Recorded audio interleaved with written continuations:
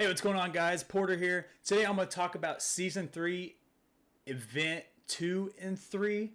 So, the Event 2 and 3 is a little bit more subtle, but it was kind of cool. It kind of told the story of kind of what was going on to Verdansk. So, what I'm going to do, I'm going to talk about Event 2, then I'll go over Event 3, and I'll give you all the visuals of the changes of Rebirth Island and also include some gameplay, so definitely stay tuned for that.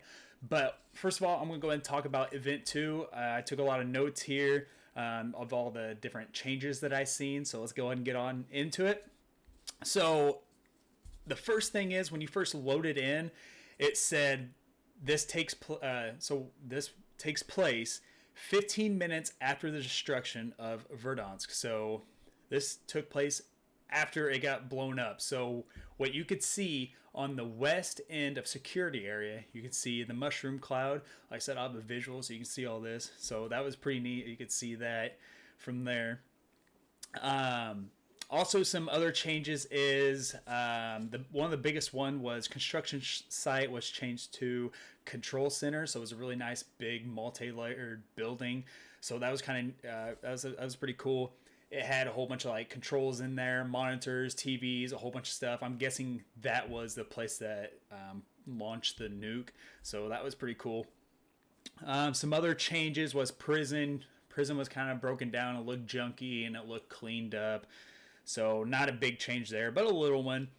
Some other subtle changes was the Rebirth Island logo was spammed in a lot more places. There was military vehicles in different locations, and they didn't have any nuke warheads in them. They didn't have anything on the vehicle. And when you dropped in, when the gameplay actually went live and you're dropping in, there was cryptic letters on each of the locations. Like I said, I'll show a visual of that, so that's kind of cool. So there might have been something there that we could decrypt, and maybe it made sense of something. I got to look more into that. But other than that, Season 2, that's pretty much it there. As far as Season 3, this one wasn't as big of a change. There were just really tiny, minor things that changed for Event 3. So before we load into the game, it said, a black screen popped up, and it said, the night before the destruction of Verdansk. So this took place before, and it was kind of cool. The little subtle difference on this one was those military vehicles I was talking about had the nuclear warheads on them. So that was pretty cool. You can find the vehicles throughout the map. The most noticeable one was at Factory. It didn't have it on Event 2, but on Event 3 it had the rocket on it. So that was pretty cool. Other than that, the only other difference I seen visually was prison didn't have that hole there. It had like a nice glass skylight window. But other than that, that's about the only thing I could tell there.